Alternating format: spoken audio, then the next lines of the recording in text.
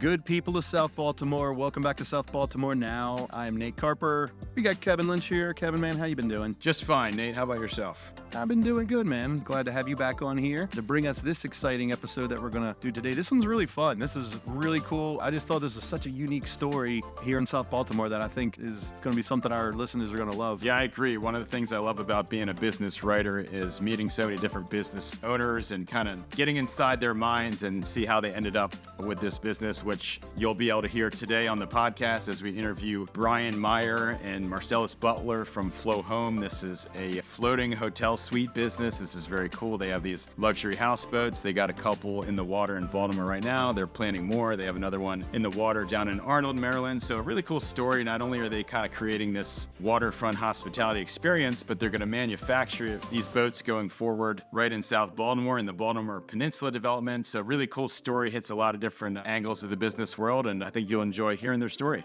Before we get to the story, Kev, shameless plug for southbmore.com and our new directory, our new business directory. So you can find it at directory.southbmore.com, or you can go to southbmore.com directly and you can see the banners on top of the site and the side. We launched this, about a month ago? It's just been a tremendous amount of folks that are going there to take a look at it, check out all the events and the coupons, all the different business listings that we have. We're really just trying to give additional exposure to all of our local businesses and services. If you're a business that's out there and you're interested in advertising, just reach out to me or just go to the southbmore.com directory, click that advertise page, and you can get our contact info there. You can get signed up. We have plans as low as $49 a month to help elevate your business. Now that's a deal right there. That's a deal. All right, everybody. So thanks for tuning in. Going to get over to the interview now. Kev. Exciting to have these guests on today. Brian and Sally, thanks for joining us. Excited to be here. Sally, I was telling them this is actually my personal, but also the first FLOHOM podcast. So this is really the first chance people will be able to understand who we are and what we're going to be doing. Very cool. So I find this a really interesting business, so I'm very excited to hear more. So tell us, what is FLOHOM? So FLOHOM is a next generation experiential hospitality company where we're taking a unique asset, i.e. a houseboat, and using it as a floating hotel suite. Really high quality product, high quality furnishings. And from the experiential part is adding curated experiences for people when they are staying in the FLOHOMs to experience, whether it might be hiring a private chef, masseuse, yoga teacher, and then also really curating our version of the best things to do, the coolest things to do, the coolest place to eat around Baltimore, really leveraging and connecting the communities that we're in. Very cool. And Brian and Marcellous, tell us a little bit about your backgrounds and how it led to you guys founding a floating hotel business.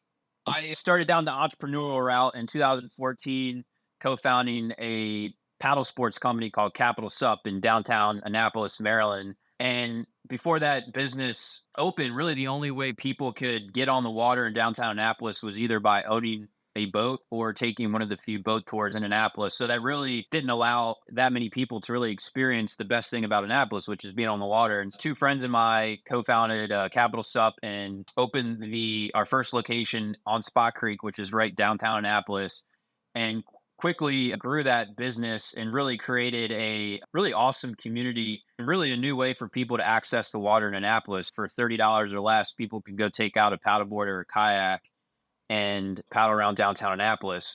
I was also very fortunate to live at the marina for those years as well. So I was able to live on the water, and I've been fortunate to live around the water most of my entire life. I went to school in Hawaii.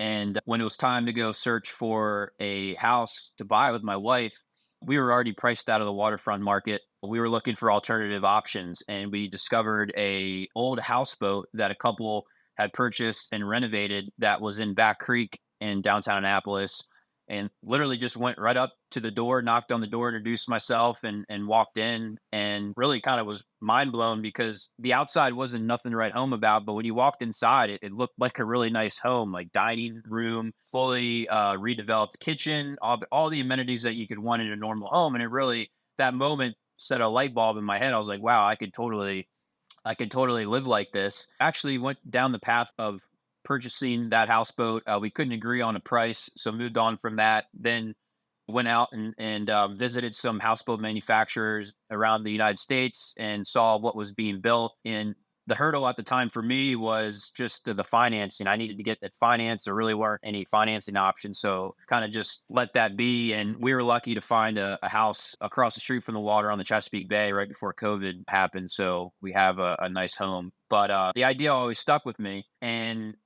when COVID came about and we all got to just take a break and really kind of just think about what's going on in the world and what we wanted to do, I just got really motivated to build another business around the water. And so my wife and I just one day just started talking about this houseboat, and one call led to another. And that just kind of led me on this path of just talking to people, potential locations, and people that could be interested in the business. And so one of the early phone calls was to Selly, who I didn't know at the time. But previously, one of the other things that I've done is I co-founded a nonprofit organization called the Live Water Foundation, where we teach veterans how to paddle, and we also work with underserved youth in Annapolis, teaching them how to paddle. And the third component is our clean water activation. And one of the programs that we do is grow oysters off residential and commercial piers to help replenish the water quality in Annapolis and other communities. And Selly, which he'll speak about from his experience, he owns Butler's Marina in downtown Annapolis, a really amazing boutique marina. And I called him to see if I could put some oysters on his piers for the Live Water program. And in the conversation, he told me he was the marina owner. So I put my sales hat on and pitched him FLOHOM.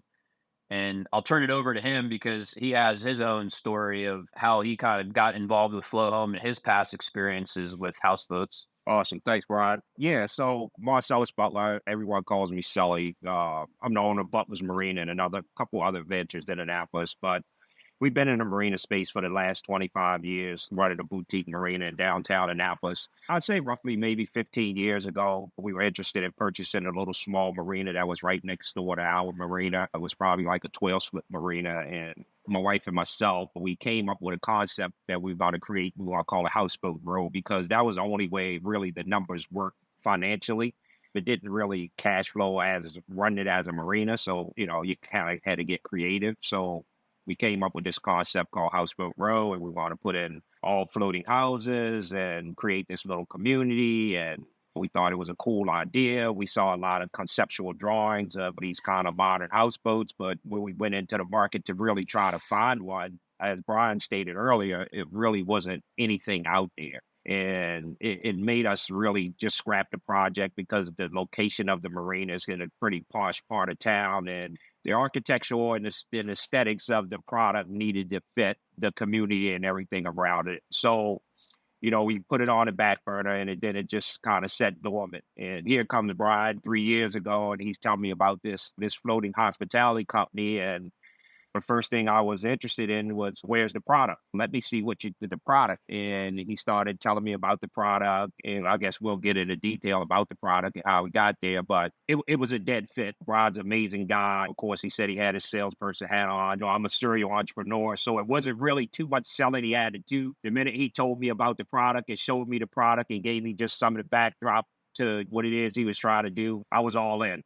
Yeah, that's basically that's how I got started. And Sally, I know you're a big part of manufacturing these boats moving forward. So tell us a little bit about your construction background and what excites you about building houseboats. Well, being one of my ventures in my entrepreneurial world is I've been a real estate developer for the last 30 years, and I've developed a number of projects. I'm also a licensed builder.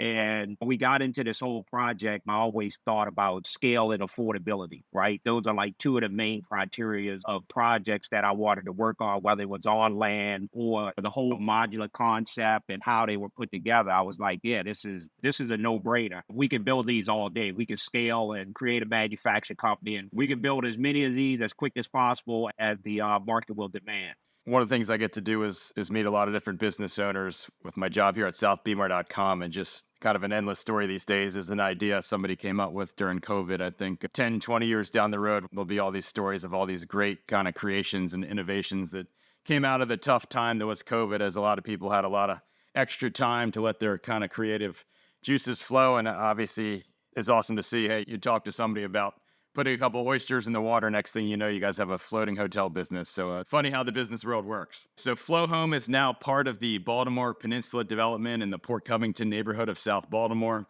This development is leading a complete transformation of this waterfront neighborhood. What do you guys like about being in Baltimore Peninsula, and how did you guys develop a relationship with the team at Sagamore Ventures? Yeah, so my personal relationship started with Weller Development back in 2016. They had a team outing at Capitol Sup in Annapolis. And after that one experience, they saw the energy in the community that we had built, that they wanted that similar concept in Baltimore. And so in 2016, started a conversation with them about maybe expanding Capitol Sup up to the development. It just wasn't the right timing, and we didn't move forward with that. But that interaction always kind of put formerly Port Covington, now Baltimore Peninsula, on the map for me, because there's only so many opportunities in the world where you can be a part of a development where they're literally taking something that really doesn't have any history of water interaction or connectivity and creating this amazing new development all around community, neighborhood, active waterfront. And so I've always been interested in the property and the development. And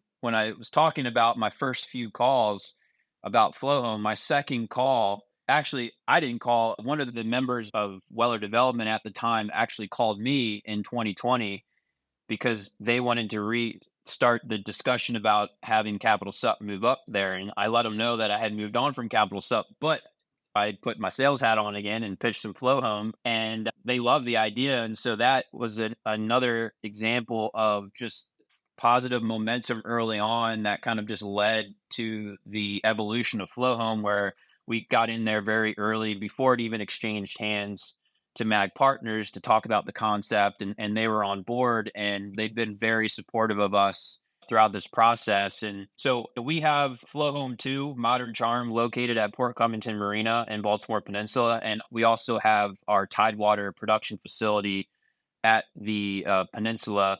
And again, we're extremely excited about the opportunity to be there because the Mag Partners team is very interested in innovation and creating connectivity to the water. And that's where we excel at. We have one FLOHOM there. We'll be placing more there. And we're just really excited to be a part of the development. It's very exciting to have you guys in South Baltimore. Now, when you guys develop a network of floating hotels in Baltimore, tell us a little bit about what you envision there and how many FLOHOMs might we see in the water locally.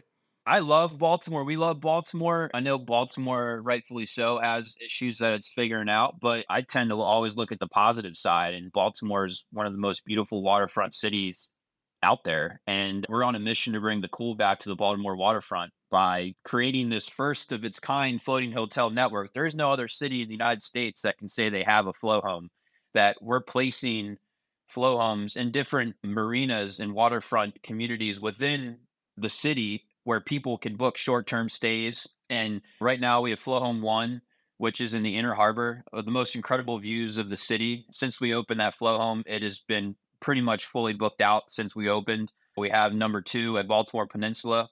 We have FLOHOM 4 and 5 on the way, and we intend to place those in Baltimore. And it's depending on how many that the market demands in Baltimore, we'll continue placing them. Not just a single FLOHOM in a certain location, but a handful of these in a single location. And there also is the opportunity in the future, if Baltimore wants it, is that we have aspirations of creating floating communities where people can actually own these full time and live on the water affordably, back to what Sally was talking about. So there's a lot of things we can do in Baltimore. We're very committed to the city and creating this network within the city of Baltimore. And Sally, tell us a little bit about the manufacturing process. I know you guys have some garage bays at Port Covington Marina, and hopefully you'll need more space eventually. So tell us about manufacturing them, and are you running out of room anytime soon? Yeah, we're running out of room right now. So it's great that one to have the demand and have the partnership with the folks here at Mag Partners in the Baltimore Peninsula. I mean, they've been over backwards to help us make this work, right? Even when it comes down to accommodating from the warehouse space and providing us all the access that we need to the peninsula. It's just been a great working relationship. We have capabilities of expanding. They have another large 25, maybe it's about 40, I would say 40,000 square feet across the street over at Impact Village that we're talking about as well that we can actually grow into.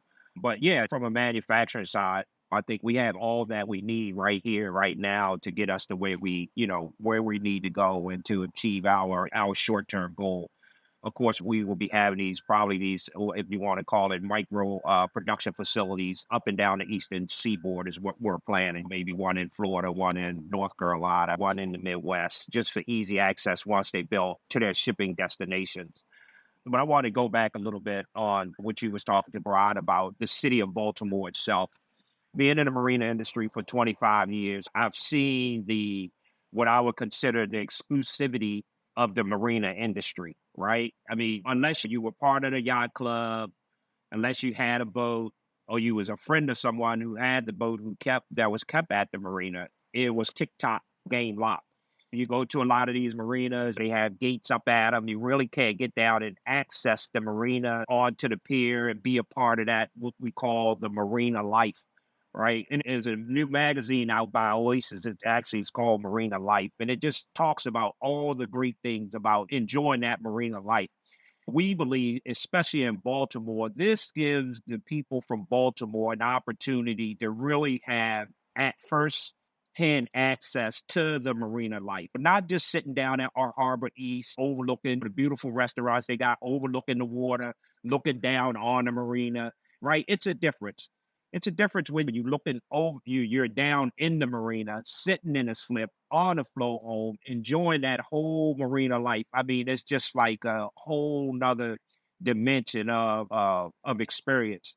And so we're really excited about that is giving people who typically or normally wouldn't have access to these, what we would consider exclusive marinas, to have access to be able to go into enjoy the marina amenities, whether it's swimming pool, all the other things that come along with that. And on the other note, from the affordability side, right? I mean, if you want to buy something waterfront in Baltimore, whether you're in Canton or other areas that have waterfront, I mean, you're going to spend seven figures.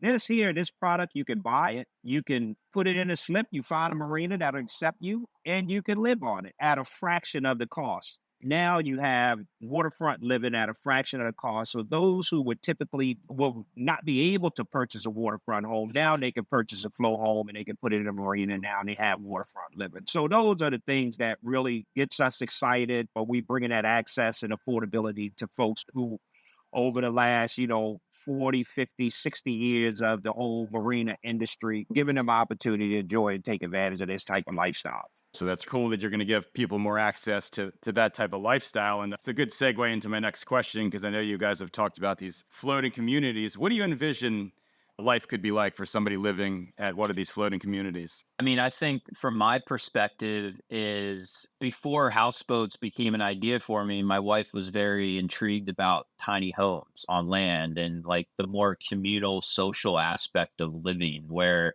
I'm 36 years old. My wife and I really desire experiences over owning assets. And I think that's kind of becoming more of a trend in general, especially for the younger generations. And personally, I don't need a big house. I just need to be on the water. And through my journey as a water entrepreneur, I've learned that there's many other people that have that same type of vision. We envision a certain marinas, not all marinas, but there are a lot of marinas out there that exist that with the evolution of any industry, there's consolidation, which has happened in the marina industry. But there's also a lot of small marinas out there that are still owned by families, mom and pop operations that are going to want to sell their property because they can't afford to pay the capital expenses to modernize their marina. And we view those as future real estate for our floating communities where people can own a FLOHOM, high quality product, different floor plans. It's living not for everyone. If you want a big house, probably not for you. But if you can live in 400 to 900 plus square feet with a fully decked out rooftop and be around people that you enjoy being around and having real access to the water where you could take a kayak or paddleboard out or a boat out. It's a great lifestyle. And even in a seasonal place like Baltimore or in Maryland, the change of the seasons, These are very well constructed with Four Seasons in mind, well insulated. They have heating inside. You can have heating on the rooftop. So it will be very enjoyable all year round. Awesome. Well, it'd be certainly be cool to add that as an option for people moving to Baltimore or looking to downsize in Baltimore, or people just looking to change up the way they live. And I know a part of your business model is eventually to sell flow homes to buyers looking to live on the water, or maybe they treat that as an investment. How much customization do you think will be available to these future buyers? I think from our standpoint, we're treating our retail experience kind of like someone would go buy a Tesla. You have selections, but we're not in the business of custom building. We're in the business of building affordable products at a fast rate. So we'll have 4 or 5 different models. And within those models, you'll have 4 or 5 different selections of paint, finishings, things like that. Like enough customization to make it feel custom to the client, but also we're not trying to reinvent the wheel at each build. We want to be able to mass produce these. And just from the landscape of builders out there, a lot of the houseboat manufacturers are more on the custom side. Someone wants a custom built boat, they can go to them. If they want something that's affordable, something that's quick but high quality product, you can buy from FLOHOM. And how much kind of attention are you guys generated in the aspect of, are people already hitting up your inbox, hey, sell me one of those one day, or marinas reaching out saying, hey, let's get one of those in our water, or any cities saying, hey, let's add that lifestyle here? So what type of communications are you guys getting so far? Well, when you create a business, you put a plan together and you're like, hey, this is the plan we're going with. But at the end of the day, the market dictates your plan. And we've received incredible retail interest here locally. And we're currently updating our strategy internally between myself, Sally, and our third partner to begin retail production earlier than we initially anticipated. And I'll just leave it at that. And how can people get on a flow home? The first thing people can do, they can rent it. I mean, what we're essentially doing, whether it's someone that's coming into town to stay in Baltimore, or, a lot of our interest has been locally, people wanting to celebrate special occasions, birthdays, anniversaries. We've had multiple proposals on the boats. So they can do that. Or we'll be coming out with more information in the near future about open house opportunities for people that are specifically interested in buying a flow retail. So I would say if you're not already on our email sign up list, that you can sign up through our website, definitely get on that and follow us on our social media accounts at FlowHome. And in the near future, we're going to be coming out with some news regarding those open house. Very cool. And are you guys partnering with any rental companies or Zillow or any of the short-term rentals to help put your availabilities on the map? The answer to that is yes and no. Our strategy is we're creating our own hospitality company. We could have very easily gone to market just relying on Airbnb and VRBO to generate bookings, but we have bigger visions in mind of creating our own relationship with our guests. We view ourselves as a future Hilton, future Marriott, where people just book directly through FlowHome. They have plethora of different FlowHomes in different locations. However, because of the evolution of technology, we are able to be listed on marketplaces like Airbnb and VRBO, which are great recruiting systems. Because once someone books through those marketplaces and gets into the FlowHome ecosystem, it's very high chance that they're going to just book direct with FlowHome moving forward. So that's on the rental side of things. And then on the retail side of things is, you can go on Zillow and or like a boat marketplace that sells boats, and you'll find houseboats. And so we intend to list our flow homes, our models on there to get interest, which will allow people then to see the boats in person. Gotcha. And I'm sure the open houses and people actually going to a birthday party or maybe having their own stay on a flow home is probably going to be some of your best marketing. It is, yeah. I mean, again, my background's in marketing. I love creating and I love visual storytelling. I'm a photographer, videographer, and a lot of our demand has been just organic through social media. People seeing our videos on Instagram or on LinkedIn and booking direct that way. We're not hard to find. We're on all the platforms, so people can find us and follow us. And we're talking to Flo here, really at the beginning stages. It's certainly a very interesting company that hits the hospitality world, hits the real estate world, hits the waterfront world. So any vision to where this company could be 10 years from now, 20 years from now? Any little recap of where you would ideally like to see things? Look, there's been a evolution of unique hospitality companies, whether it's glamping, RVs or any type of unique lodging. There are hospitality companies that have been built around those specific types of experiences, lodging assets. We view FlowHome as that type of company, but we're solely focused on the water. We want to be the brand that people know, that people resonate with when they think of the on-water experience. So whether it's renting a flow home, living on a flow home, living in a flow home, floating community, we want to be associated with all that. And our vision is to be able to have that ecosystem where we have those different options all under the flow home brand. And I know you mentioned when we did the article is with the manufacturing here in Baltimore, what type of jobs and what type of job programs could come along with the growth of FlowHome? The great thing about Baltimore is they have amazing workforce development programs already, like Living Classrooms has a great program. There's Project Second Chance that's directly in Baltimore Peninsula.